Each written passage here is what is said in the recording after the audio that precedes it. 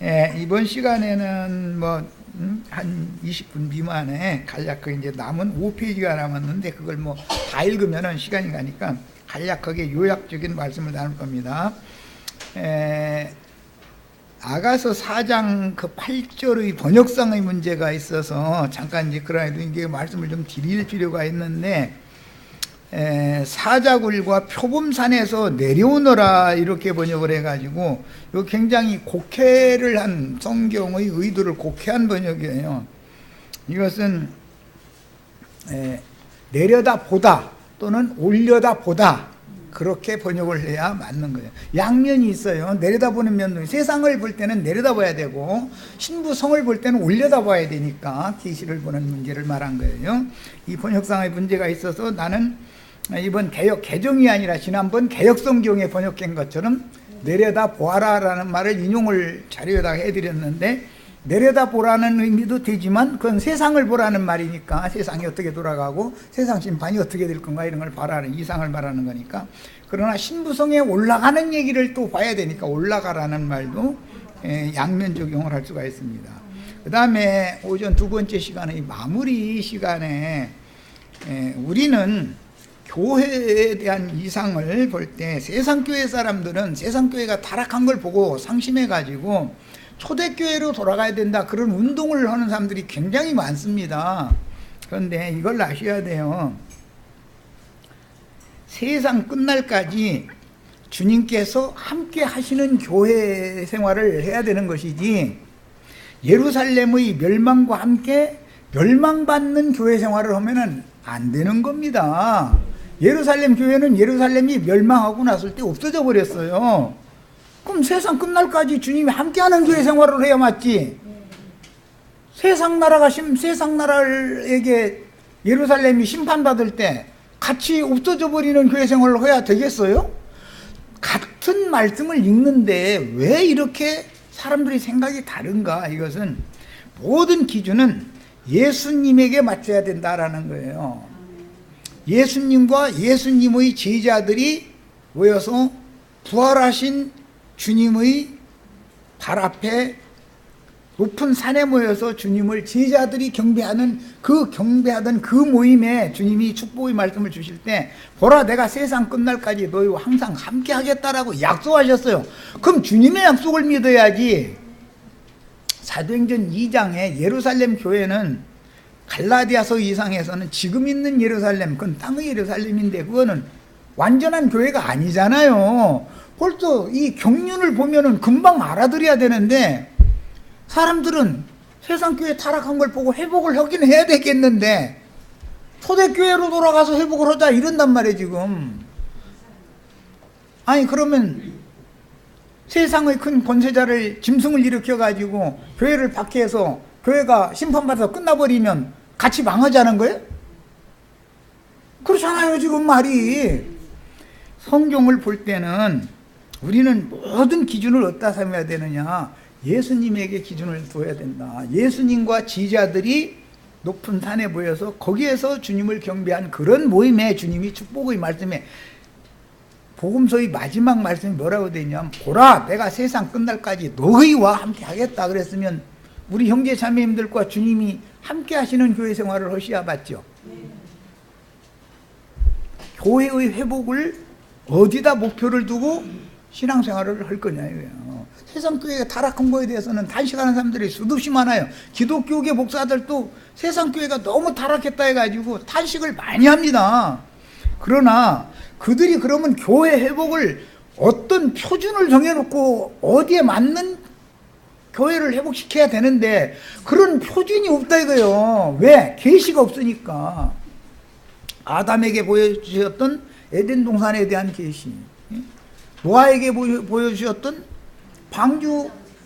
방주를 어떻게 건축해서 방주가 이 많은 물을 지나서 아라랏산에 도착을 해서 새하늘과 새 땅에 다시 정착해서 새로 시작하는 그런 계시, 모세를 통해서 보여주신 성막 계시, 광야를 지나면 성전에 들어가서는 다윗이 본 계시를 따라서 예루살렘에 성전을 세워야 된다라는 계시, 선지자들이 볼 때 성전이 타락하고 회복되고 하는 문제의 계시를 봤을 때 어떻게 새 성전을 세우고 어떻게 회복된 새 예루살렘의 새 성전을 세우고 그 새 땅에 하나님의 백성들이 생육 번성하게 하는 축복을 받는지, 이런 계시를 우리도 같이 봐야 된다, 동일하게 봐야 된다 이거예요. 성경의 계시를 따라서 우리도 똑같은 계시를 보고 거기에 맞춰서 교회 생활을 회복해야 되는 거다. 비록 지금 우리는 인수가 적고 나도 참 애를 많이 쓴다고 쓰지만 어려움은 많을 수가 있어요. 그래도 예수님이 교회를 이 땅에 세우실 때 예수님 같이 애쓰고 수고하신 분이 어디가 있겠어요. 그런데 그렇게 많은 수를 얻어서 으쌰으쌰 한 게 아니에요. 그래도 후대를 통해서 사도들이 그 대를 이어나가니까 생적 번성하잖아요. 그럼 우리는 이런 소망을 가지고 어쨌든 이런 교회가 지금 우주 가운데 이렇게 태동되어져서 새하늘과 새 땅에 들어가는 이상을 실현하는 교회 회복이 여기 일어나고 있다라는 것을 사람들에게 전해야 후세대라도 온 세상에 생육 번성이 될 거 아니냐 말이요. 그러니까 사람이 너무 적다 해가지고 낙심할 필요도 사실 없습니다. 예수님도 그랬지만 사도들이 복음을 그렇게 애써서 전했어요. 바울 사도같이 전도에 그렇게 수고를 한 분이 없어요. 그러나 바울 사도의 죽음을 앞두고 있었을 때는 누구는 어디로 가고 누구는 어디로 가고 누구는 뭐 세상을 사랑해서 어디로 나가버리고 뭐 아시아에 있는 모든 자들이 다 나를 버리고 떠났다 그랬어요. 그렇게 수고를 했는데 그렇다고 해가지고 바울 사도가 나는 이것 때문에 절망적이고 낭망한다 이런 말 한 적 봤어요? 보여준 계시가 너무 분명하기 때문에 바울 사도는 절대 낭망하지 않아요. 내가 믿음을 지키고 달려갈 길을 마치고 믿음을 지켰으니 나에게 분명히 면류관을 준비해 놓은 걸 나 확실하게 믿는다. 주님께서 이런 약속을 주셨으니까 나로 하여금 모든 환난에서 나를 건져내실 뿐 아니라 그 천국에 이르도록 나를 구원하실 것이라고 나는 믿는다 이랬어요. 사실 혼자 남았을 때 그런 거예요. 몇 명 남지도 않았었어요. 우리도 다 이런 성경의 계시를 따라서 신앙생활을 회복해야 되고 교회를 회복을 하는 거예요. 주님께서 이루실 거예요. 나머지 문제는 우리가 계시를 받고 그걸 믿음으로 받아들이고 믿음을 지키는 한은 역사상에 그것을 이루실 분은 주님이나 하는 것이 사람이 어떻게 인위적으로 하는 게 아니에요. 우리가 무슨 이만이나 뭐 장길자나 무슨 뭐 박명호나 이런 사람들처럼 뭐 요즘에 JMS인가 뭐 누구도 또 이제 이랬었는데 그런 사람들처럼 인위적으로 뭐 교회를 이렇게 붕괴시켜서 뭘 하려고 하는 이런 생각을 버려야 됩니다. 인위적으로 되는 게 아니에요. 하늘에서는 계시를 보여주시고 그가 그 받은 계시를 분명하게 증거를 명확하게만 하는 사역에 충성을 한다면 주님께서는 당신이 원하시는 사람들을 얻어서 그분의 뜻을 이루실 거예요. 나머지 문제는 그분의 손에 다 있는 거예요. 이렇게 믿음을 잘 정리를 하시기를 바랍니다. 6페이지로 가겠습니다. 전도서 7장 16절 읽습니다. 잠깐만 이제 더 하고 마칩니다. 전도서 7장 16절에는 이런 말씀이 있어요.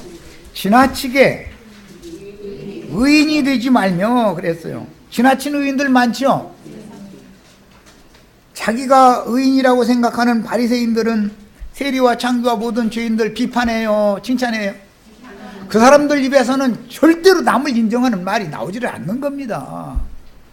우리는 그런 사람이 되시면 안 되겠어요. 교회 생활을 회복하는 것을 말씀드리느라고 그래요. 교회 생활을 회복하는 것을. 사람을 외모로 보지 말라 이 말이에요. 절대로.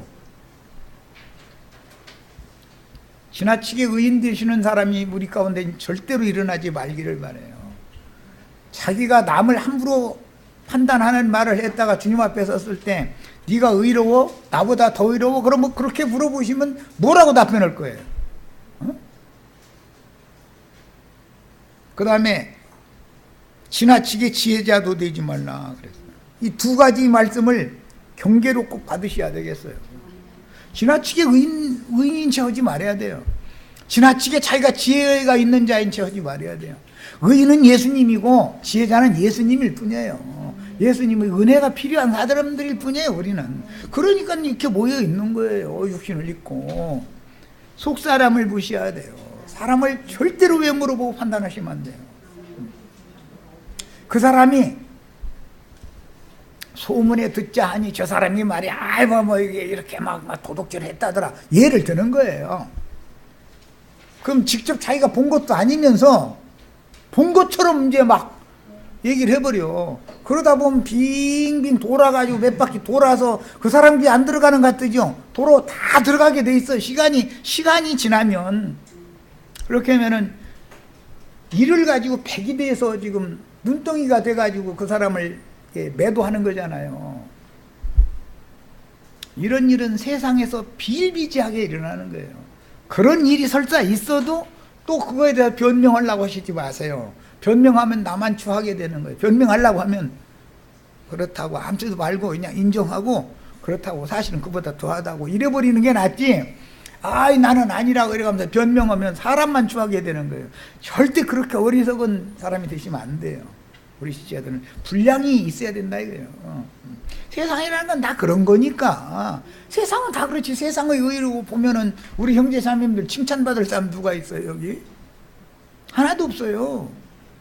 그렇게 함부로 보는 게 아니에요. 그 사람에게 사람이 어떤 것보다도 그에게 계시해 주신 술람에게 이렇게 높은 것으로 이끌어 가지고 계시해 주시는 이 계시를 보고 계시될 믿음을 가졌느냐 이거, 그 믿음을 지켰느냐 이거예요. 주님은 이걸 보는 거예요. 의라는 것은, 하나님이 말씀하시는 의라는 것은 계시된 믿음으로 붙잡고 있는 것을 의롭다 여기는 것이지, 인간 나라 사람들이 생각하는 그런 의 이런 것이 아니에요 절대로. 이걸 잘 구분을 잘 하셔야 돼요. 지나친 의인이나 지나친 지혜자는 스스로 패망하게 된다 그랬어. 왜 그렇게 되는지는 시간이 지나보면 다 알게 돼요. 다 알게 돼 있어요. 지나친 의인은 패망하게 마련이에요. 자칭 자기가 너무 지혜로운 체하고 누구 말도 안 들으려고 그러면 패망하게 돼 있어요.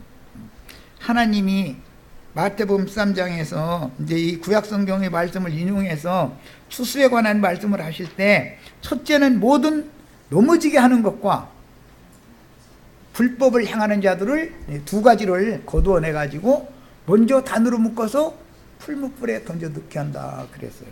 그러면 넘어지게 하는 거라는 게 뭐예요?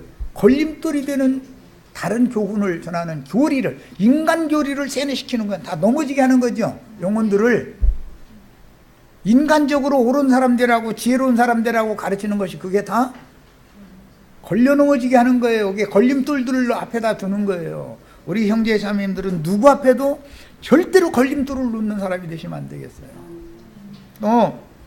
불법을 행하는 자들을 거둬낸다 그래요. 두 번째는 불법을 행한다라는 것은 믿음의 법을 반대하는 인간의 선행이나 인간의 옳음이나 천연적인 사람들이 볼 때 좋은 사람 이런 걸로 사람들을 미혹하는 것은 전부 그게 불법을 행하는 거예요.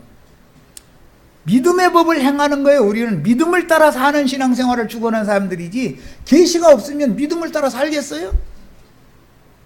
인간적인 생각을 버리시라는 거예요.